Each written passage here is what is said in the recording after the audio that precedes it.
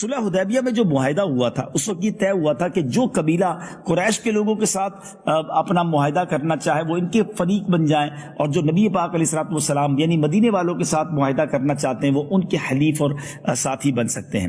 اب اسی بنا پر قبیلہ بنی بکر نے قریش کے ساتھ باہمی امداد کا معاہدہ کر لیا کہ اگر قبیلہ بنی بکر پر حملہ ہوگا تو وہ قریش پر حملہ تصور کیا جائے گا، اور وہ دونوں مل کر ایک دوسرے کو سپورٹ کریں گے۔ اور نبی پاک علیہ الصلوۃ والسلام والوں کے ساتھ، مدینہ شریف والوں کے ساتھ قبیلہ جو تھا وہ بنی خزاعہ نے پیارے آقا علیہ الصلوۃ والسلام کے ساتھ باہمی امداد کا معاہدہ کر لیا، مگر قریش کے لوگوں نے جو بنی بکر کے ساتھ تھے انہوں نے بنی خزاعہ پر حملہ کر دیا، 23 لوگ ان کے مار دیے، اور کعبے کے اندر بھی انہوں نے قتل سے جو ہے وہ دریغ نہیں کیا۔ تو اب بنی خزاعہ کے لوگ نبی پاک علیہ الصلوۃ والسلام کی بارگاہ میں فریاد لے کر آئے کہ حضور ہم آپ کے حلیف ہیں، آپ کے ساتھی ہیں، اور آپ نے یہ وعدہ کیا تھا کہ ہم پر حملہ ہوا تو مسلمان ہماری مدد کریں گے۔ تو اب نبی پاک علیہ الصلوۃ والسلام نے مکہ شریف والوں کو یہ 3 آپشن دیے کہ پہلے یا تو بنی خزاعہ کے جو لوگ قتل کیے گئے ہیں ان کا خون بہا ادا کر دیا جائے، یا نمبر 2 قریش قبیلہ بنی بکر کی حمایت سے الگ ہو جائیں کیونکہ ان لوگوں نے یہ حملہ کیا تھا، یا تیسرا یہ کہ آپ علل اعلان اناؤنس کر دیں کہ اب صلح حدیبیہ ختم ہو چکا ہے۔ یعنی مسلمانوں کی طرف سے پہل نہیں ہوئی تھی، مسلمانوں نے آپشن دیا۔ اچھا، جب یہ یہاں کا نمائندہ مکہ شریف پہنچا اور جا کر یہ تینوں باتیں رکھی گئیں تو ان مغروروں نے بڑے تکبر کے ساتھ کہا کہ جاؤ اعلان کر دو ہم نے جو ہے وہ صلح حدیبیہ ختم کر دیا ہے۔ یہ پیغام لے کر جو نبی پاک علیہ الصلوۃ والسلام کے قاصد تھے وہ تو واپس آ گئے، مگر اب مکے والوں کو گھبراہٹ شروع ہو گئی کہ یہ جیسے ہی پیغام جائے گا تو اب ہم پر حملہ کیا جا سکتا ہے، اور اب مسلمان وہ کمزور نہیں رہے، اب بڑی طاقت کے ساتھ حملہ ہوگا، اور ہو سکتا ہے کہ ہم مکے شریف کی جو حکمرانی ہمارے پاس ہے وہ ہمارے ہاتھوں سے چلی جائے۔ تو اب بڑی چالاکی کے ساتھ کوشش کی گئی کہ ابو سفیان کو بھیجا جائے اور کسی طرح صلح حدیبیہ کی پھر تجدید ہو جائے اور یہ معاہدہ جو ہے وہ کنٹینیو ہو جائے۔ تو ابو سفیان جو ہیں وہ مدینے پہنچتے ہیں، ان کی جو بیٹی ہیں، یاد رہے اب حالانکہ وہ صاحبزادی ام المومنین بن چکی ہیں، حضرت ام حبیبہ رضی اللہ تعالی عنہا، ابو سفیان ان کا والد ہے، وہ اپنی بیٹی کے پہلے گھر گئے، بستر پر بیٹھنا چاہا، بیٹی نے بیٹھنے نہ دیا۔ باپ کہتا ہے بیٹا میں تمہارا والد ہوں، لیکن اس میں بیٹی نے جو ام المومنین ہیں کہتی ہیں تم نجس ہو، تم مشرک ہو، تم نبی پاک کے اس پاک بستر پر نہیں بیٹھ سکتے۔ اپنے باپ کو بھی گویا گھر سے نکال دیا۔ ام حبیبہ رضی اللہ تعالی عنہا کا ایمان کیسا تھا، اور آج مجھے اور آپ کو یہ پکار کر ایمان کہہ رہا ہے کہ سب سے پہلے تعظیم و توقیر ہے تو وہ نبی پاک علیہ الصلوۃ والسلام کی ہوگی۔ جو اللہ کے حبیب علیہ الصلوۃ والسلام کو نہیں مانتا یا ان کے فرامین یا ان کی شان میں معاذ اللہ کوئی گستاخی کرتا ہے تو اس کا پھر ہم سے کوئی رشتہ نہیں ہے۔ ہمارے سارے رشتے، ہماری ساری زندگی کی جو نعمتیں ہیں وہ پیارے آقا علیہ الصلوۃ والسلام کے ناموس پر اور نبی پاک علیہ الصلوۃ والسلام کے قدموں پر قربان ہیں۔ تو بہرحال ابو سفیان نے اس زمانے میں چالاکی سے کچھ کوشش تو کی کہ کسی طرح یہ لڑائی ٹل جائے، کسی طرح یہ معاملہ ٹل جائے، مگر اب مسلمانوں نے ارادہ کر لیا تھا اور نبی پاک علیہ الصلوۃ والسلام اپنے صحابہ کے ساتھ، اور یاد رہے ایک روایت کے مطابق 10,000 اور ایک روایت کے مطابق 12,000 کا لشکر تھا۔ ناظرین یہاں ایک بات سمجھنے والی ہے، سن 2 ہجری میں جب بدر کا مارکا ہوتا ہے 313 مسلمان ہیں، اور سن 8 ہجری میں فتح مکہ ہوتی ہے۔ اب یہ صرف 5 سال کا فرق ہے۔ ودن 5 years 313 سے مسلمانوں کی تعداد 10 سے 12,000 کے لشکر تک پہنچ چکی ہے، اور یقیناً مرد گئے تھے تو کتنی خواتین بھی مدینہ منورہ میں موجود ہوں گی۔ تو سبحان اللہ، اب یہ نبی پاک علیہ الصلوۃ والسلام رمضان شریف میں 10 رمضان سن 8 ہجری کو پیارے آقا علیہ الصلوۃ والسلام مدینہ شریف سے ایک روایت کے مطابق 10,000 اور ایک روایت کے مطابق 12,000 مسلمانوں کا لشکر لے کر روانہ ہوئے۔ ایک عجب، جس کو آپ کہیں جاہو جلال تھا، ایک عجب سما تھا، ایک عجب روب تھا۔ بہرحال یہ لشکر اب روانہ ہوتا ہے۔ نبی پاک جب روانہ ہوئے، رمضان کا مہینہ تھا، میرے آقا روزے سے تھے، مگر مقام قدیت پر جب نبی پاک پہنچے تو آپ نے سب لوگوں کے سامنے اپنی سواری پر بیٹھ کر پانی نوش فرمایا اور سب کو روزہ چھوڑنے کا حکم دے دیا۔ یاد رہے آپ پر اور آپ کے اصحاب نے سفر میں اور جہاد میں ہونے کی وجہ سے روزہ موقوف کر دیا، اور پھر یہ ہمیں بھی یوں سمجھیے کہ اجازت مل گئی کہ سفر کے اندر جو ہے وہ روزہ موقوف کیا جا سکتا ہے، مگر یاد رہے سفر کے بعد اس کی قضا کرنی ہوگی۔ اب نبی پاک علیہ الصلوۃ والسلام جب مکہ پاک کے قریب پہنچے تو مر الزہران یہ ایک علاقہ ہے، وہاں پہنچ کر لشکر اسلام نے جب پڑاؤ ڈالا تو کمال کی اسٹریٹجی اپنائی گئی، کمال کی حکمت عملی اپنائی گئی کہ 10,000 لوگوں کو یہ کہا گیا کہ سب اپنا چولہا الگ جلائیں گے۔ 10,000 چولہے جلائے گئے ظاہر کھانے پینے کے معاملات کے لیے۔ اب مکے والوں کو جب یہ معلوم کرنا تھا کہ لشکر کہاں تک پہنچا ہے تو کچھ جاسوس بھیجے گئے کہ جا کر معلوم کیا جائے۔ ان میں ابو سفیان بھی تھا، اور یہ 3 افراد تھے۔ یہ ڈھونڈتے ڈھونڈتے جب مر الزہران کے اس ایریا میں آئے تو حیران ہو گئے کہ اتنی لمبی میلوں تک آگ لگائی گئی ہے۔ ان کے دلوں پر ایک روب طاری ہو گیا۔ یہی وہ حکمت عملی تھی جس کے ذریعے پیغام دینا تھا کہ اب وہ کمزور مسلمان نہیں آ رہے، اب وہ تھوڑی تعداد میں مسلمان نہیں ہیں، بلکہ ایک عظیم الشان لشکر کے ساتھ میرے آقا علیہ الصلوۃ والسلام آ رہے ہیں۔ دلوں پر خوف اور روب تو طاری ہو چکا تھا۔ اب حضرت عباس رضی اللہ تعالیٰ عنہ جو نبی پاک کے چچا تھے، وہ ابو سفیان اور باقی 2 افراد کو لے کر نبی پاک کی بارگاہ میں آئے اور آ کر کہا کہ حضور میں نے ان کو امان دے دی ہے اور یہ اسلام بھی قبول کرنا چاہتے ہیں۔ ابو سفیان جو ہے پہلے اسلام کے کس قدر بڑے دشمن رہے، ناظرین وہ واقعات آپ نے سنے ہوں گے، مگر اب ابو سفیان جو ہے، حالانکہ یاد رہے ابو سفیان وہ ہیں کہ جنہوں نے نبی پاک علیہ الصلوۃ والسلام کو مکے میں سخت ایذائیں دی، مدینے پر بار بار حملہ کیا، قبائل عرب کو اشتعال دلا کر پیارے آقا علیہ الصلوۃ والسلام کے قتل کی بارہا سازشیں کی، یہودیوں اور تمام کفار عرب سے ساز باز کر کے اسلام اور بانی اسلام کی تمام تر کوششیں کی، مگر اللہ تبارک و تعالیٰ نے اپنے حبیب علیہ الصلوۃ والسلام کی حفاظت فرمائی۔ اب ایسا دشمن نبی پاک کی بارگاہ میں حاضر ہے، اور پیارے آقا علیہ الصلوۃ والسلام اور ابو سفیان کے درمیان جو مکالمہ ہوا وہ سیرت کی کتابوں میں موجود ہے۔ نبی پاک علیہ الصلوۃ والسلام نے سوال کیا، کیوں اے ابو سفیان کہ اب بھی تمہیں یقین نہ آیا کہ خدا ایک ہے؟ ابو سفیان کہتے ہیں کیوں نہیں، اور خدا ہوتا تو آج ہماری مدد کو آتا۔ پیارے آقا علیہ الصلوۃ والسلام نے فرمایا کہ کیا اس میں تمہیں کوئی شک ہے کہ میں اللہ کا رسول ہوں؟ ابو سفیان کہتے ہیں ہاں اس میں تو ابھی بھی مجھ کو کچھ شبہ ہے، یعنی اس وقت بھی آپ کا جو یقین تھا وہ متزلزل تھا، مگر اس کے بعد انہوں نے کلمہ پڑھ لیا اور بالآخر وہ سچے مسلمان ہو گئے۔ غزوہ طائف میں مسلمانوں کی فوج میں شامل ہو کر انہوں نے کفار سے جنگ بھی کی، غزوہ یرموک میں بھی جہاد کے لیے گئے۔ تو اب یاد رہے ناظرین، وہ لوگ جنہوں نے مسلمانوں کو پہلے ستایا تھا، تکلیف دی تھی، مگر جب بعد میں وہ ایمان لے آئے تو اس کے بعد ان کے بارے میں کوئی ہم نازیبہ بات نہیں کہیں گے، بلکہ اب ان کو صحابہ کا درجہ مل چکا ہے۔ تو بہرحال اب نبی پاک علیہ الصلوۃ والسلام کا یہ لشکر بہت ہی زبردست جس کو کہیں جاہو جلال کے ساتھ مکے میں داخل ہو رہا تھا، تو پیارے آقا علیہ الصلوۃ والسلام کا لشکر دیکھ کر ابو سفیان حضرت عباس کو کہتے ہیں کہ اے عباس تمہارا جو بھتیجا ہے وہ تو بادشاہ ہو گیا ہے۔ حضرت عباس نے تاریخی جواب دیا تھا کہ یہ بادشاہت نہیں، یہ نبوت ہے۔ بہرحال اب نبی پاک جب مکے میں داخل ہوتے ہیں، داخل ہوتے ہی ذرا غور کیجئے ناظرین، وہ سارے لوگ سامنے تھے جنہوں نے بہت ستایا تھا، بہت تنگ کیا تھا، صحابہ کرام کو مارا تھا، نبی پاک کی راہ میں گویا کانٹے بچھائے تھے، پتھر برسائے تھے، دل توڑا تھا، مگر سبحان اللہ نبی پاک علیہ الصلوۃ والسلام کا انداز دیکھیں، وہ ایمان افروز اعلان کر دیا گیا، وہ امن پسندانہ اعلان کیا گیا کہ آج کے دن جو ہتھیار ڈال دے اس کے لیے بھی امان ہے، جو شخص اپنے دروازہ بند کر لے گا اس کے لیے بھی امان ہے، جو کعبے میں داخل ہو جائے گا اس کے لیے بھی امان ہے۔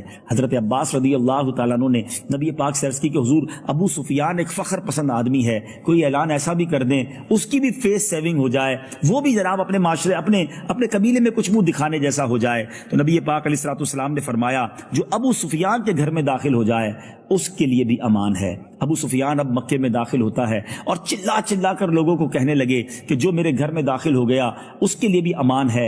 اے مکے کے لوگوں، ہم محمد عربی صلی اللہ تعالیٰ علیہ وسلم کے لشکر سے نہیں لڑ سکیں گے۔ لوگوں نے بڑے تانے دیے، خود ان کی زوجہ نے ان کو بڑے تانے دیے کہ تم ایسی بزدلی کی باتیں کرتے ہو، مگر حضرت ابو سفیان نے کہا کہ دیکھو جلدی میرے گھر میں آ جاؤ، جو میرے گھر میں داخل ہو گیا اس کے لیے امان ہے۔ تو اب اہل قریش کہنے لگے ابو سفیان تمہارے گھر میں کتنے لوگ داخل ہو سکیں گے؟ بہرحال انہوں نے کہا کہ نبی پاک نے یہ بھی اعلان کیا ہے جو کعبے میں چلا گیا اس کے لیے بھی امان ہے، اپنے گھر کا دروازہ بند کر لے اس کے لیے بھی امان ہے، جو ہتھیار رکھ دے اس کے لیے بھی امان ہے۔ کچھ کعبے میں چلے گئے، کچھ نے گھر کا دروازہ بند کر دیا اور کچھ لوگ ہاتھ اٹھا کر ہتھیار رکھ کر کھڑے ہو گئے۔ اب نبی پاک علیہ الصلوۃ والسلام مکے میں داخل ہوتے ہیں، ایک عجب منظر ہے ناظرین، اتنے بڑے لشکر کے ہوتے ہوئے اور آج یقینی فتح نظر آ رہی ہے مکہ شریف، جہاں ان ظالموں کا ڈیرا تھا جنہوں نے تکلیف کے ساتھ واپس لوٹایا تھا، مگر اب مکے میں جب داخلہ ہے تو عاجزی کے پیکر ہیں نبی پاک علیہ الصلوۃ والسلام، سر आजिज़ी में झुका हुआ है, सूरह फतह की तिलावत है और सुबहान अल्लाह सर पर सियाह इमामा नबी पाक ने बांधा हुआ है। बहरहाल अब नबी पाक मक्के में दाखिल हुए, लोगों ने अपने दरवाजे बंद कर लिए, कुछ अबू सुफियान के घर में दाखिल हो गए, गोया बगैर किसी बड़ी लड़ाई के मक्का फतह हो गया। अब नबी पाक अलैहिस्सलाम ऊँटनी पर सवार होकर मस्जिदुल हराम की तरफ रवाना हुए। हज़रत बिलाल भी आपके साथ हैं, काबा कलीद बरदार जो हैं उस्मान बिन तलहा भी आपके साथ थे। नबी पाक अलैहिस्सलाम ने काबे का तवाफ़ किया, हजर अस्वद को बोसा दिया। ज़रा गौर कीजिए कैसा मंजर होगा जहाँ तवाफ़ नहीं करने देते थे। हुदैबिया के मौके पर 2 साल पहले एहराम बांध के मुसलमान आए थे, सहाबा किराम और नबी पाक को उम्रा भी नहीं करने दिया गया था। अब तवाफ़ हो रहा था, अब हजर अस्वद को बोसा भी दिया गया। अब नबी पाक अलैहिस्सलाम ने क्या किया, हैरत अंगेज मिसाल क्या है इनकलाब ज़माना की कि हज़रत इब्राहीम खलीलुल्लाह अला नबीना वालिस्सलाम जिनका लक़ब बुत शिकन है, उनकी यादगार खाना काबा के अंदरून हिसार 360 बुतों की कितार थी। काबे के अंदर 360 बुत थे। प्यारे आका अलैहिस्सलाम ने हजरत खलील का हकीकी जानशीन होने का हक कैसे अदा किया कि यादगार खलील यानी काबा मुशर्रफा को उन बुतों से पाक किया, उनकी गंदी आलाइशों से पाक किया। प्यारे आका अलैहिस्सलाम खुद बनफ्स नफीस एक छड़ी लेकर खड़े हो गए, उन बुतों को छड़ी की नोक से गिराने लगे, एक एक करके बुत गिराते गए और कुरान पाक की आयत पढ़ते गए, यानी हक आ गया और बातिल मिट गया, और बातिल मिटने ही की चीज थी। सुभान अल्लाह। फिर उन बुतों को जो ऐन काबे के अंदर थे, प्यारे आका ने हुक्म दिया कि सब निकाले जाएं, चुनाचे वो सब बाहर निकाले गए। याद रहे उन्हीं बुतों में उन जालिमों ने हजरत इब्राहीम और हजरत इस्माइल के भी मुजस्समे बनाए हुए थे। बहरहाल वो भी बाहर निकाले गए। तमाम बुतों से जब काबा पाक हो गया, मेरे आका काबे के अंदर तशरीफ ले गए और हजरत उसामा बिन जैद भी थे, हजरत बिलाल भी थे, हजरत उस्मान बिन तलहा भी थे। काबा मुशर्रफा के अंदर गए, काबा मुशर्रफा के तमाम गोशों पर नबी पाक ने तकबीर पढ़ी, 2 रकत नमाज भी अदा फरमाई और उसके बाद बाहर तशरीफ लाए और काबा शरीफ से बाहर आकर आपने जो काबे की चाबी थी उस्मान बिन तलहा को दी और फरमाया, लो ये कुंजी हमेशा हमेशा के लिए तुम लोगों में रहेगी, ये कुंजी तुमसे वही छीनेगा जो जालिम होगा। सुभान अल्लाह। उसके बाद नबी पाक अलैहिस्सलाम ने शहनशाह इस्लाम की हैसियत से हरम इलाही में सबसे पहला दरबार आम मुनक्किद फरमाया। अफवाज इस्लाम के अलावा हजारों मुशरिकीन का और कुफ्फार का एक ठाठे मारता हुआ समुंदर था। इसी शहनशाही खुतबे में नबी पाक अलैहिस्सलाम ने अहले मक्का ही से नहीं बल्कि सारी दुनिया से, अक़वाम आलम से खुतबा इरशाद फरमाया जो आज भी तारीख की किताबों में सुनहरे हुरूफ में लिखा है। एक ऐसा लाए अमल अता फरमाया, जिंदगी गुजारने का एक ऐसा सलीका अता फरमाया जो आज भी बयान करें तो ऐसा लगता है ये आज के दौर के लिए है। जरा उस खुतबे की चंद मैं झलकियां आपके सामने पेश करता हूं। मेरे आका फरमाते हैं, एक खुदा के सिवा कोई माबूद नहीं, उसका कोई शरीक नहीं, उसने अपना वादा सच कर दिखाया, उसने अपने बंदे नबी पाक अलैहिस्सलाम की मदद की और कुफ्फार के तमाम लश्करों को तन्हा शिकस्त दे दी। तमाम फख्र की बातें, तमाम पुराने खूनों का बदला, तमाम पुराने खून बहा और जाहिलियत की रस्में सब मेरे पैरों के नीचे हैं। सिर्फ काबे की तौलियत और हुज्जाज को पानी पिलाना, ये 2 एजाज उससे मुस्तस्ना हैं। ऐ कौम कुरैश, अब जाहिलियत का गुरूर और खानदानों का इफ्तिखार खुदा ने मिटा दिया। तमाम लोग हजरत आदम अलैहिस्सलाम की नस्ल से हैं और हजरत आदम अलैहिस्सलाम मट्टी से बनाए गए हैं। इसके बाद नबी पाक अलैहिस्सलाम ने कुरान मजीद की ये आयत तिलावत की जिसका तर्जमा ये था, ऐ लोगों, हमने तुमको एक मर्द और एक औरत से पैदा किया और तुम्हारे लिए कबीले और खानदान बना दिए ताकि तुम आपस में एक दूसरे की पहचान रखो। लेकिन खुदा के नजदीक सबसे ज्यादा शरीफ वो है जो सबसे ज्यादा परहेजगार है। यकीनन अल्लाह ताला बड़ा जानने वाला और खबर रखने वाला है। बेशक अल्लाह ने शराब की खरीदो फरोख्त को हराम फरमा दिया है। इसके बाद नबी पाक अलैहिस्सलाम ने उस हजारों के मजबे पर नजर डाली। नाजरीन, जरा उस मंजर को जहन में लाने की कोशिश कीजिए कि अब फातेह की हैसियत से हैं वो सारे लोग सामने खड़े हैं जिन्होंने जुल्म व जफा की वो आंधियां चलाई कि आज भी सुने तो आंखें अश्कबार हो जाती हैं। हजरत बिलाल को तपती रेत पर लिटाकर सीने पर भारी पत्थर रखने वाले लोग भी वहां थे। हजरत खब्बाब की पीठ को कोयलों से जलाने वाले भी वो लोग वहां थे। वो लोग भी थे जो नबी पाक पर बार बार पत्थरों की बारिश कर चुके थे। वो खून ख्वार भी थे जिन्होंने नबी पाक अलैहिस्सलाम पर कातिलाना हमले किए थे। پیارے آقا کے دندان مبارک کو شہید کرنے والے اور پیارے آقا کے چہرے کو لہو لہان کرنے والے بھی وہ لوگ وہاں موجود تھے۔ وہ اوباش بھی تھے جو برسا برس بہتان تراشیوں اور شرمناک گالیوں سے نبی پاک علیہ الصلوۃ والسلام کے قلب مبارک کو زخمی کر چکے تھے۔